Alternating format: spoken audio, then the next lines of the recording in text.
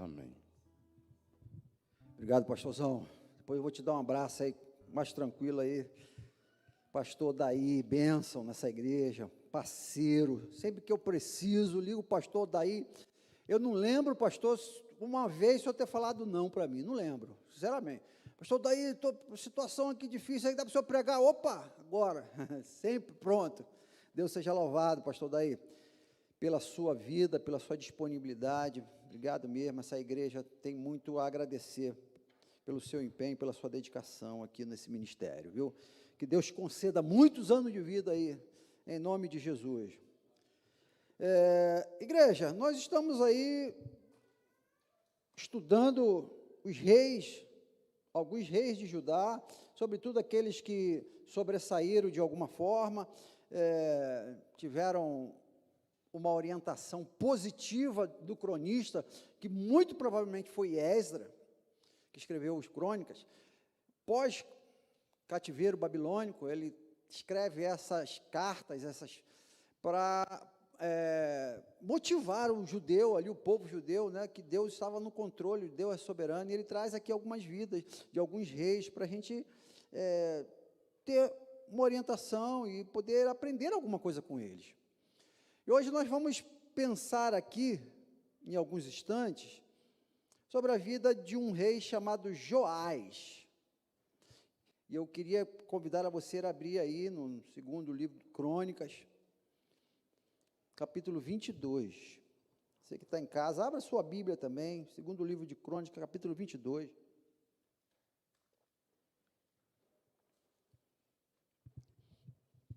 Fazer aqui um destaque. Hoje é comemorado, é o Dia do Amigo, né?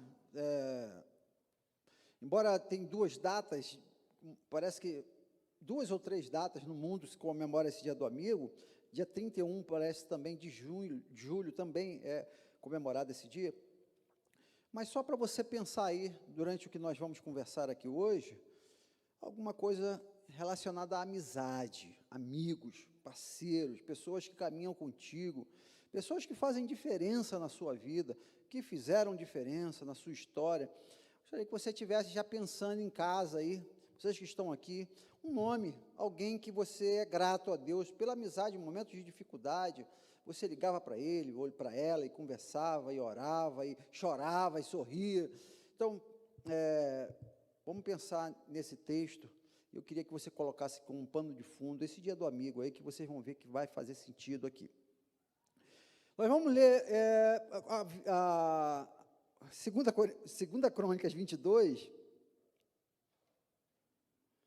Vamos ler a partir do versículo 10, e nós vamos caminhar nesse livro aqui, o capítulo 23, o capítulo 24, 22, 23 e 24, que é a história de Joás. É claro, pegando aqui por cima, para alguns pontos que a gente vai destacar, para pensarmos no tema do nosso mês, reinar em vida. Como é que a gente pode reinar em vida em cima desse rei de Judá?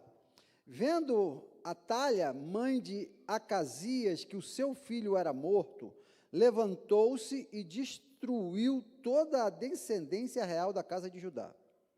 Mas Jeozabeate, filha do rei, tomou a Joás, filho de Acasias, e o furtou dentre os filhos do rei, os quais matavam, e o pôs em a sua ama, numa câmara interior, e assim Jeozabeate, filha do rei Jorão, mulher do sacerdote Joiada, e irmã de Acasias, escondeu de Atalha, e não foi morto. Joás esteve com eles 6 anos na casa de Deus, e Atalha reinou no país.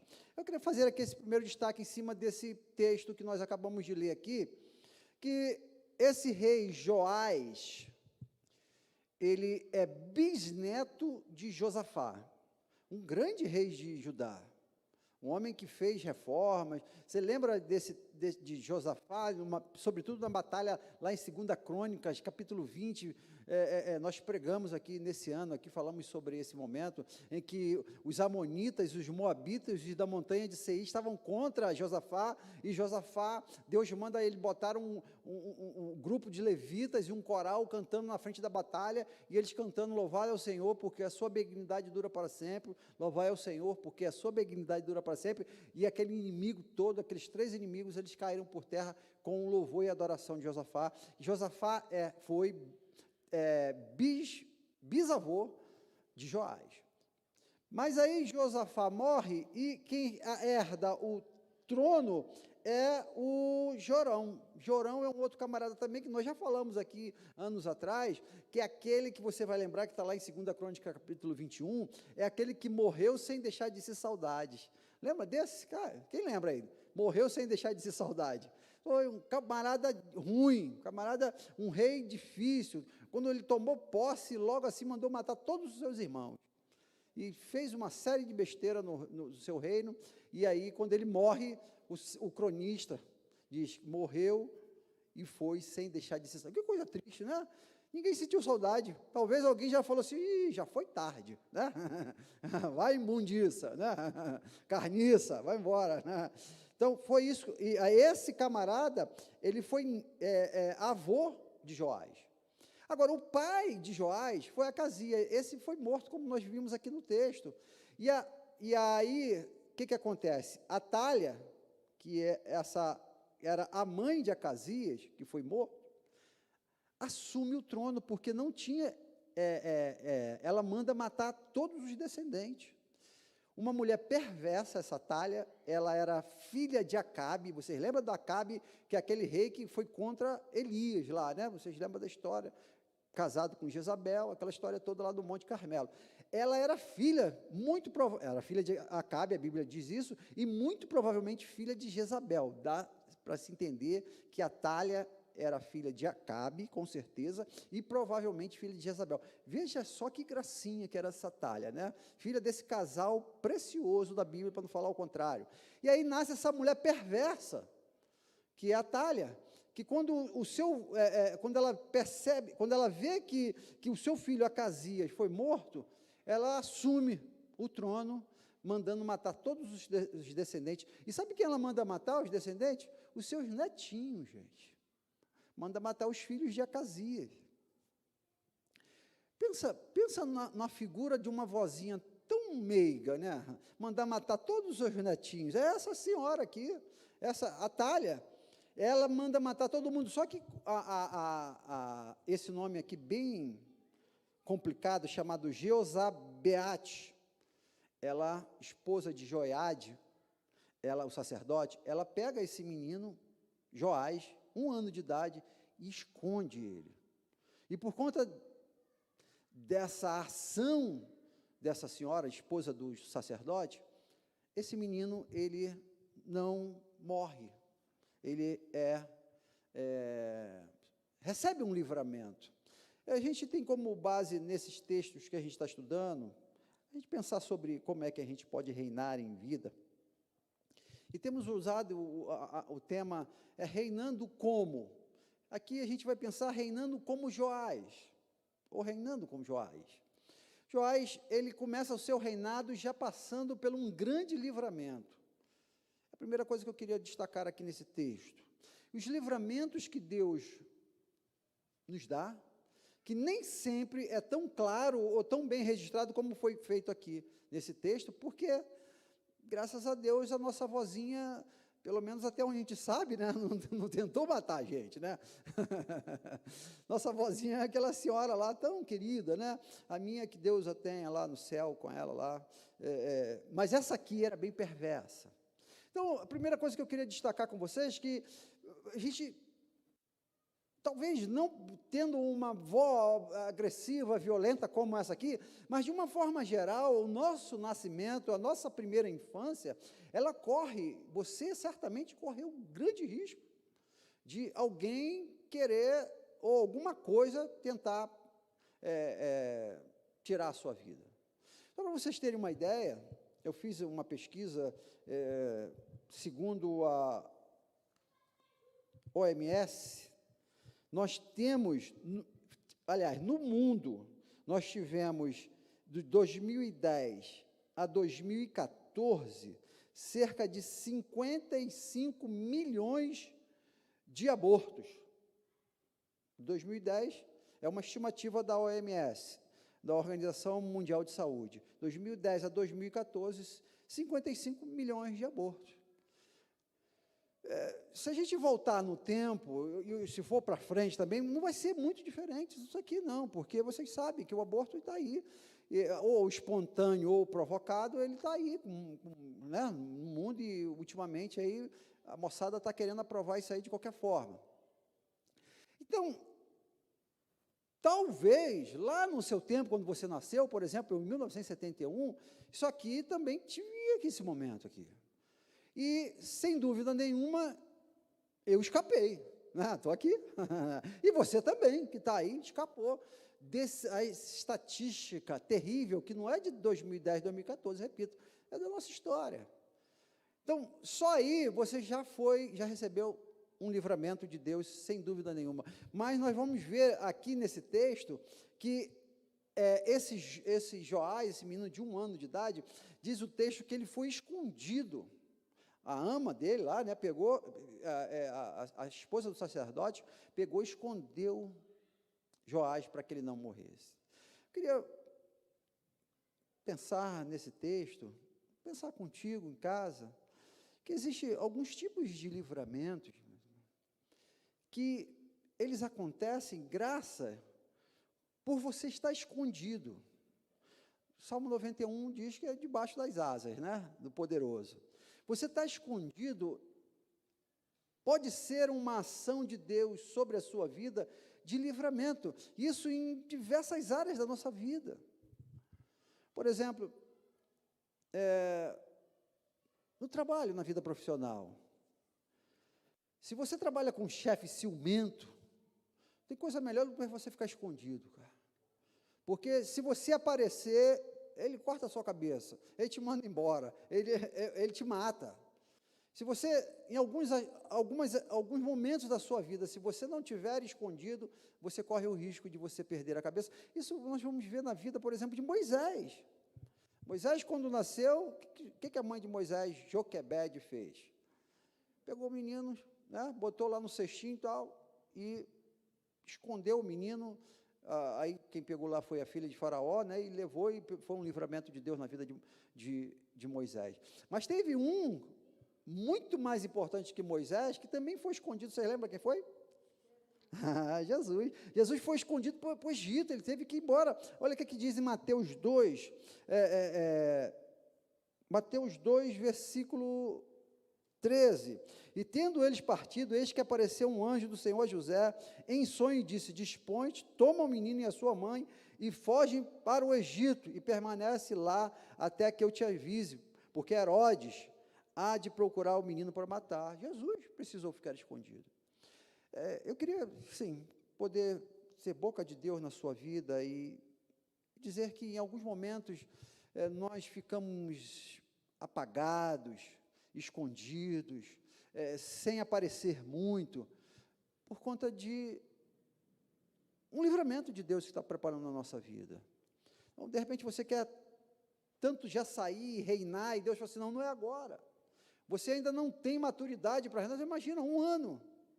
Não é o tempo ainda, o seu adversário é muito forte, então espera, é poder saber que esse esconderijo que Deus nos coloca, como colocou Moisés, como colocou Jesus, como colocou Joás, como nos coloca durante a nossa vida e nossa caminhada, pode ser um ato de misericórdia de Deus, e a gente fica teimando com Deus: Deus, eu quero logo, eu preciso logo, me coloca logo para reinar, eu quero logo esse emprego, eu quero logo essa promoção, e Deus está falando assim: não, espera, você precisa ficar escondido. Tem um ditado aí que diz assim: prego que se destaca, ele só leva na cabeça. Aquele pequenininho, aquele que não tem muito, ele não pode se destacar.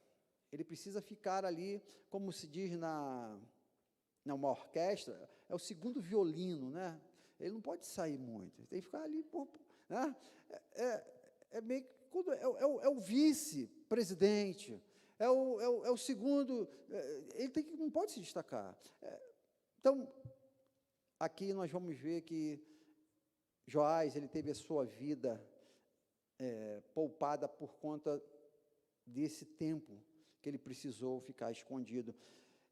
A gente vai ver que, infelizmente, na vida, meus irmãos, existem pessoas com índole ruins, por mais que tenham uma aparência de uma vozinha, existem pessoas que querem nos furtar, roubar o nosso trono.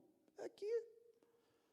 A gente olha assim, com um olhar ingênuo, e fala assim, mas é tão boazinha, mas dá mole, você vê, né? Que ela quer cortar a sua cabeça. E olha o que diz Apocalipse, capítulo 3, versículo 11, diz assim, conserva o que tens, para que ninguém tome a tua coroa.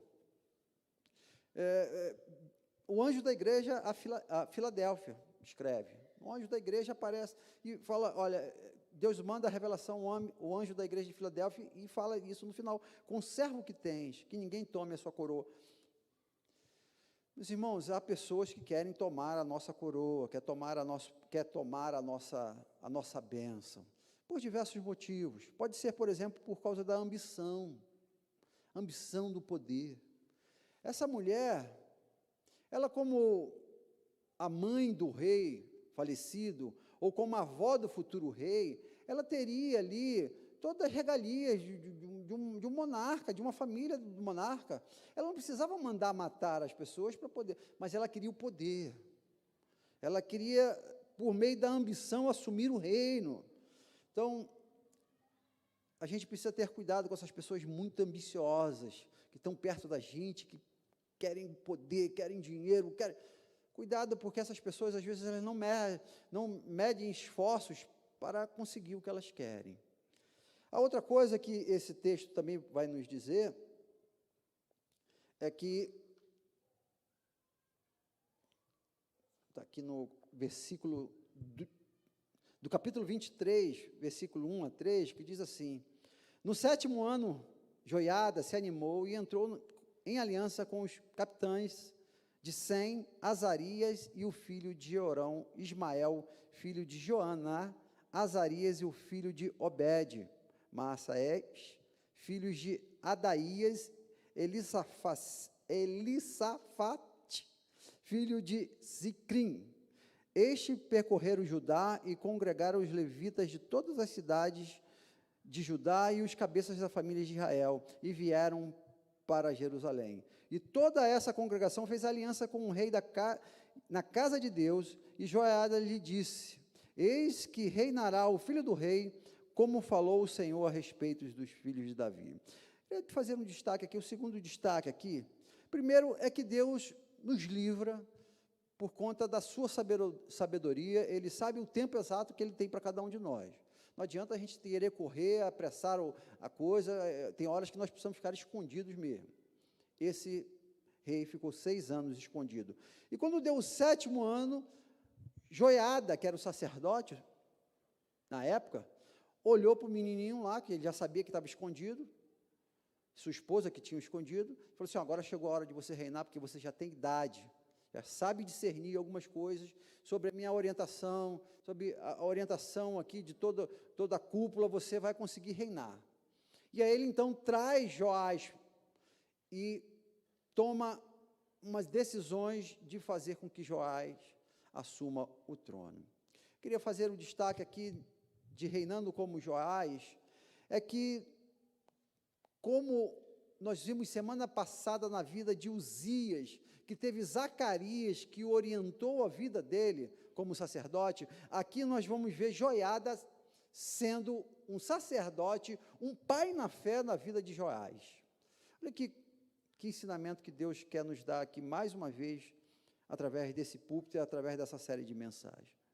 Nós precisamos de pessoas que estão acima de nós para nos orientar, para orar por nós, para ser cobertura espiritual, para nos ensinar no caminho que nós não temos tanto conhecimento para andar. Esse homem, esse sacerdote, Joiada, fez isso e foi um pai tremendo na vida de Joiás. E aí a gente precisa parar e pensar, Se nós hoje temos tido esta convicção, ou a certeza de que nós temos alguém sobre nós que nos orienta, que nos dá diretriz, que forma o nosso caráter, que puxa a nossa orelha, que pega pela nossa mão e nos conduz. É isso que a Bíblia vai dizer na vida desse homem de Deus, esse Joiada, na vida de Joiás. Ele teve um pai, o seu pai na carne foi assassinado, mas ele teve um pai espiritual. Igreja, a nossa igreja tem tentado aí ao longo dos anos estabelecer o princípio da igreja multiplicadora, e aí o princípio da igreja multiplicadora fala muito sobre o discipulado. Todos nós precisamos ser discipulados, independente do seu tempo de igreja. Às vezes a gente chega, pastor, já tenho 20, 30 anos de igreja, eu não preciso mais disso, não. Eu não preciso mais de um pai na fé, eu não preciso mais de um tutor, de uma mentoria, eu não preciso. Nós vimos que Uzias teve Zacarias, e nós estamos vendo aqui que Joiás teve Joiada. Olha que coisa, que ensinamento. E olha o que diz, mais na frente vai dizer assim, tinha Joiás 7 anos de idade quando começou a reinar, e 42 anos reinou em Jerusalém. O nome de sua mãe era Zíbia, de Berseba, e fez Joás o que era reto perante os olhos do Senhor, todos os dias do sacerdote Joiada. Olha que coisa, que informação importantíssima, está lá no capítulo 24, versículos 1 e 2, fez Joás o que era reto perante o Senhor, todos os dias do sacerdote Joiada. A gente vai ver isso aqui daqui a pouco.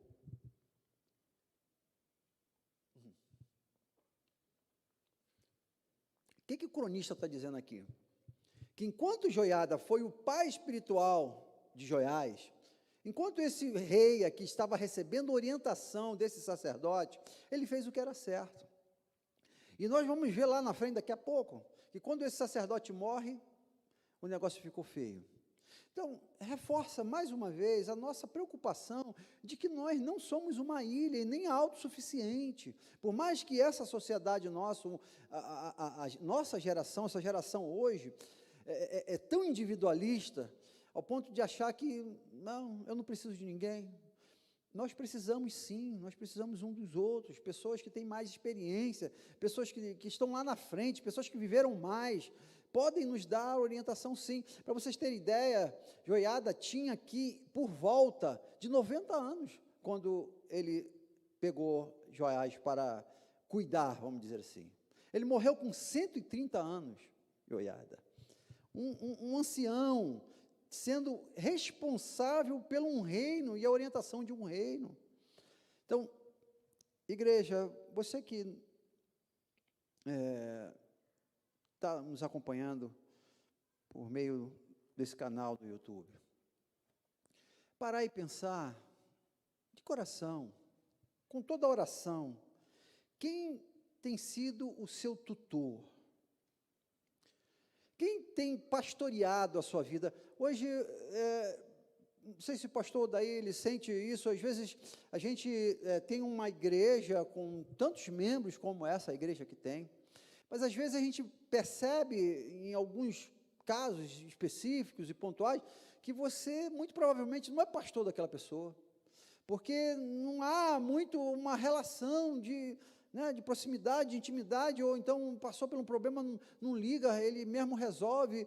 Sim, glória a Deus por isso, né, em parte, que a pessoa não está ali tão na dependência, mas às vezes a gente passa batido diante de algumas ovelhas que são muito independentes. Entendam isso com todo carinho, viu? É uma orientação que talvez não seja o pastor Lúcio Flávio, o seu pastor, de fato, de uma forma geral, mas que você tenha alguém que vai te acompanhar nos momentos de luta, de momentos de dor e momentos de alegria, aquela pessoa que você vai ligar para ela e vai dizer assim, olha, vem aqui no meu aniversário, olha, eu estou precisando de você aqui.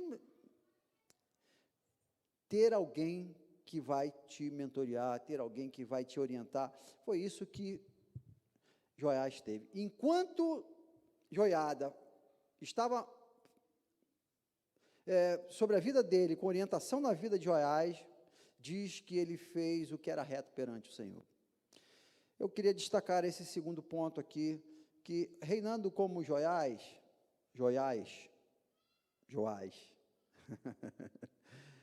a gente necessita de pessoas para nos orientar. Seja ele um pai, um professor, um amigo, um tutor, um mentor, o nome que você quiser usar, mas tem alguém que possa te orientar nos momentos de dificuldade, nos momentos de alegria. Versículo 24, lá no capítulo 24, versículo 4, diz que depois disto, resolveu Joás restaurar a casa do Senhor. Olha, esse rei, ele pega agora toda a destruição que Atalia fez, ou Atalha fez na casa, botando postes ídolos, botando coisas de Baal dentro da casa do Senhor. Joás, por meio da orientação de Joiada, ele restaura a casa do Senhor.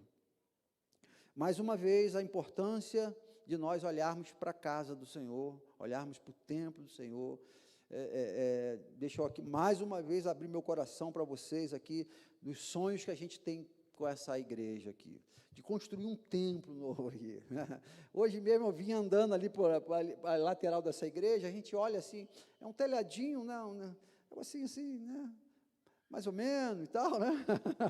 Imaginando assim uma estrutura grande, nosso terreno é um terreno excelente, sonhar com essa reparação, esse conserto, essa restauração da casa do Senhor. Tem 60 anos esse templo aqui, ele precisa de reformas, e o texto vai dizer que Joás, ele luta para essa reforma, tem algumas dificuldades, depois em casa você vai ler, mas lá no versículo 8 a 10, do mesmo capítulo, diz, deu o rei ordem, e fizeram um cofre, e puseram ao lado de fora, a porta da casa do Senhor, e publicou-se em Judá e em Jerusalém, e trouxeram ao Senhor o imposto que Moisés, servo de Deus, havia posto sobre Israel no deserto. Então todos os príncipes e todo o povo se alegraram, e trouxeram imposto, e lançaram no cofre, até acabar a obra. Olha aí que coisa legal. A gente depende desse olhar financeiro. Às vezes as pessoas falam, mas como é que... Não, é através dos dízimos, das ofertas, que aqui vai ter um tempo melhor, a gente vai ter um banco melhor, a gente vai ter uma transmissão melhor, enfim, é por meio deste investimento no reino. E diz o texto, de uma forma clara, que todos os príncipes e todo o povo se alegraram e trouxeram o imposto. Então, meus irmãos, é mais um destaque que a gente faz aqui na vida de Joás, é esse destaque da restauração, de um olhar de importância para a casa de Deus. Todos os reis que tiveram um olhar para o lado religioso, a centralidade do culto e do templo, eles foram bem-sucedidos. Então, é mais um destaque que eu queria fazer aqui, mas agora, Joás, a partir do versículo 17, ele começa numa curva descendente e forte, intensa. Capítulo 24, versículo 17 e 18, diz assim, depois da morte de Joiada, vieram os príncipes de Judá e se prostraram perante o rei. E o rei ouviu, e deixaram a casa do Senhor, Deus dos seus pais, e serviram os postes ídolos e aos ídolos, e por esta sua culpa veio grande ira sobre Judá e Jerusalém. Olha que coisa interessante. Diz o texto que depois da morte de Joiada, aquele camarada que era o tutor, era o mentor de Joás, ele morre. Logo depois, ato contínuo, aparecem os príncipes de Judá e começaram a falar no ouvido de Joás, e ele abandona a casa do Senhor, ele deixaram a casa do Senhor, Deus de seus pais, e servir a postes ídolos e a ídolos. Destacar aqui, nesse quarto ponto, como às vezes alguns de nós, alguns reis e alguns reinados, eles são tão influenciados facilmente pelo mal, se deixam de uma forma tão fácil ser influenciado pelo mal. Enquanto o sacerdote estava orientando Joás, ele estava indo bem, prosperando, crescendo, mas o sacerdote morreu. Já vieram os príncipes ali, se prostraram diante do rei, e o rei ouve, e ele se desvia, começa agora a adorar ídolos, poste-ídolos, demônios.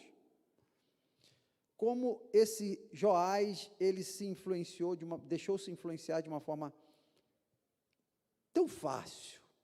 Aqueles reis se prostraram, e ele mudou a cabeça, deixando de servir ao Senhor. Igreja, a gente pode pensar assim, não, mas isso foi mole que, né, Joás deu, isso aí não acontece comigo. Nós temos no Brasil hoje, segundo algumas estatísticas, mais de 40 milhões de desviados. 40 milhões de pessoas que um dia serviram a Deus por meio de uma orientação, de um pai espiritual, de um pastor, de uma igreja e tal, mas alguma coisa aconteceu e a mente fraca fez com que ele saísse da igreja. Foi isso que aconteceu com Joás. Então, por isso, nós vemos aí, mais uma vez, a importância de termos pessoas boas, que nos orientam. Paulo, ele escreve em 1 Coríntios, capítulo 15, versículo 33, diz, não deixe enganar, as más companhias corrompem os bons costumes. Foi isso que aconteceu com Joás. Tem pessoas deixando de reinar, porque estão se envolvendo com gente que não presta. Tem jovens e adolescentes, e gente velha aí, quebrando a cara, porque está se envolvendo com pessoas que não valem nada, más companhias. E o Salmo 1, você conhece, versículo 1 e 2, diz, bem-aventurado o homem que não anda segundo o conselho dos ímpios, não se detém no caminho dos pecadores, não se assenta na roda dos escarnecedores, antes tem o seu prazer na lei do Senhor, e nela medita dia e noite. Ter cuidado com quem nós andamos. Agora, também uma forma de olhar para esse texto, que eu queria também destacar aqui, esse versículo especificamente,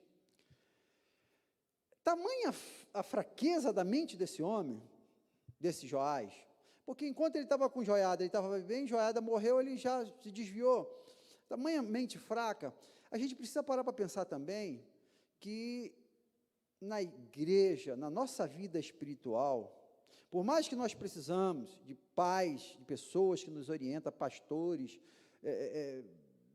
diáconos, um tutor, um mentor, essas pessoas, elas não são Deus, elas não representam a divindade que nós adoramos, ao ponto que esse destaque tem que ser bem feito, porque alguns pastores, algumas pessoas acham que são Deus na vida da outra, e se ela sair, a pessoa está perdida, e que foi o caso aqui. As pessoas têm a mente tão fraca, que se o pastor sair da igreja, ela sai, ou se acontecer alguma coisa, elas deixam de servir a Deus, porque elas não estão servindo a Deus, estão servindo a pessoas, e esse é o ponto negativo dos tutores. Os tutores que nós colocamos como princípio dessa igreja, que nós chamamos de discipuladores, a nossa igreja chama de discipuladores, os nossos discipuladores, eles não são pessoas que mandam na nossa vida, como isso acontece em algumas outras igrejas evangélicas, o ponto de que aquela pessoa que é filho na fé, que eles chamam, ele só pode comprar, ou vender, começar namorar alguém, ou começar algum empreendimento, se ele falar com o pai da fé deles lá. É uma dependência perigosa, que nós não trabalhamos com essa orientação, já também com medo disso que aconteça, porque você bota uma pessoa na sua dependência, e acontece alguma coisa contigo, aquela pessoa ali, ela pode facilmente se desviar da fé. Foi isso que aconteceu com Joás.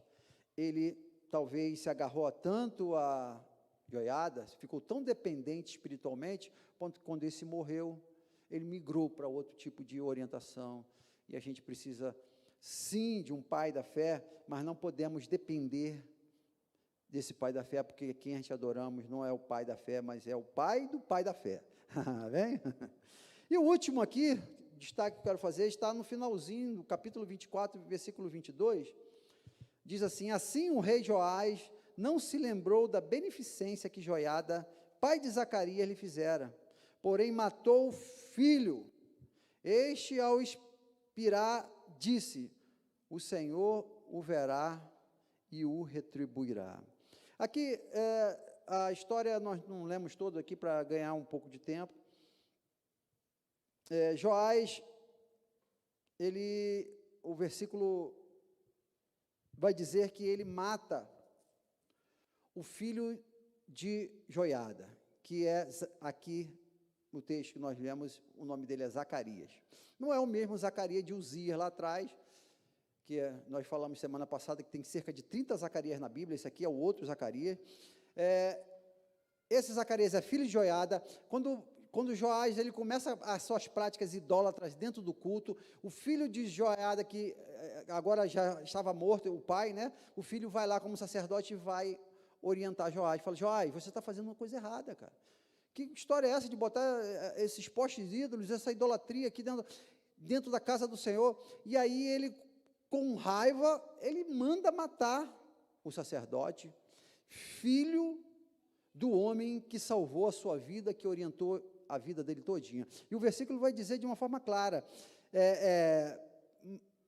assim o rei Joás não se lembrou da beneficência de Joiada. Olha que coisa tão que nos intriga até pensar nisso aqui. Uma família que abençoou a vida de Joiada o tempo todo. Desde 1 ano de idade ele foi escondido por meio dessa família sacerdotal. Essa família sacerdotal livrou-lhe da morte de Atalia, Atalha ou Atalia, tanto faz, a depender da sua versão. Livrou da morte livrou da morte de Atalha ou Atalia. Botou-lhe no trono, conduziu ele por 40 anos, com orientações boas, ele prosperou. Quando esse homem morre, o filho dele vem, e Joás não tem nenhuma beneficência, não lembrou uma ingratidão enorme, e manda matar esse filho daquela pessoa que tanto o ajudou. Aqui nós gostamos de pensar nesse versículo aqui, de como alguns são ingratos diante daquilo que Deus nos dá. Diante dos livramentos, diante das bênçãos, das pessoas que nos abençoaram, nós não nos lembramos da beneficência. Igreja, um reinado como Joás, ele traz essa orientação, a orientação da ingratidão, da idolatria e da ingratidão. Por isso, todas as vezes que a Bíblia nos manda, sede agradecido, está lá em Colossenses capítulo 3, versículo 15, na parte final, sede agradecido. Paulo, quando escreve também lá em 1 Tessalonicenses capítulo 5, versículo, se eu não me engano, 17 ou 18, ele diz, por tudo dai graça. A nossa importância de ter no nosso coração a gratidão a Deus pelas pessoas, pela história, pelo aquilo que as pessoas já fizeram por nós. Joás manda matar o filho de quem tanto o ajudou. Mas esse filho, esse homem, quando estava ali sendo apedrejado, perto de morrer, ele diz, o Senhor o verá e o retribuirá. Isso, igreja, por isso que a importância de pensarmos nesse tópico aqui, da importância da gratidão na nossa vida. Porque, assim como a gratidão, ela traz frutos, ela honra a pessoa que nos abençoou, a ingratidão, ela traz consequências para a nossa vida. Que Zacarias, antes de morrer, falou assim, olha, Deus está vendo a sua ingratidão, e Deus vai te retribuir com a sua ingratidão. E o versículo, a gente vai ver logo em seguida, nos próximos versículos, versículo 23 a 25, que diz, olha, antes de findar aquele ano, subiu a Joás o exército dos sírios, e vindo a Judá e a Jerusalém, destruíram dentro do povo todos os príncipes, cujo despojo remeteram ao rei de Damasco. Ainda que o exército dos sírios vieram com poucos homens, contudo o Senhor lhe permitiu vencer um exército muito numeroso dos judeus. Olha, o exército sírio veio um menor número, ainda venceu um número maior dos judeus, porque o Senhor era com os sírios. E diz assim, assim executaram os sírios juízos de Deus contra Joás, quando os sírios se retiraram dele, deixando gravemente enfermo. Conspiraram contra ele e os seus servos. Meus irmãos, existe uma lei na Bíblia que está lá em Gálatas 6, 7, não zombe, porque aquilo que você semear, é isso que você vai colher. Joás, ele plantou ingratidão. Joás conspirou contra o filho do homem que tanto o ajudou, e agora os seus servos conspiram contra ele e o matam. Diz o texto: e por causa do sangue do filho do sacerdote Joiada, o feriram no seu leito e ele morreu. Olha como é que a ingratidão traz consequências. Apesar de estar no menor número, o exército sírio vence o exército judeu. Isso quer dizer, meus irmãos, que a vida dá muitas voltas. Uma hora você fere, na outra hora você é ferido. Por isso que Davi, ele diz no Salmo 37, versos 1 a 5, diz assim: não te indignes por causa dos malfeitores, nem tenha inveja dos que praticam iniquidade, pois eles dentro de em breve defiarão como relva e murcharão como erva verde. Confia no Senhor e faze o bem. Habita na terra e alimenta-se de verdade. Agrada-te do Senhor e Ele satisfará os desejos do seu coração. Entrega teu caminho ao Senhor, confia nele e o mais Ele fará. Então, Davi fala assim: olha, faça o bem, confia no Senhor, porque esse nosso Deus, Ele retribui o bem. O Gálatas 6, 7 diz: não vos enganeis, Deus não se zomba, pois aquilo que o homem semear, isso também se fará. Porque o que semeia para a sua própria carne, da carne colherá corrupção, mas o que semeia para o Espírito, do Espírito colherá a vida eterna.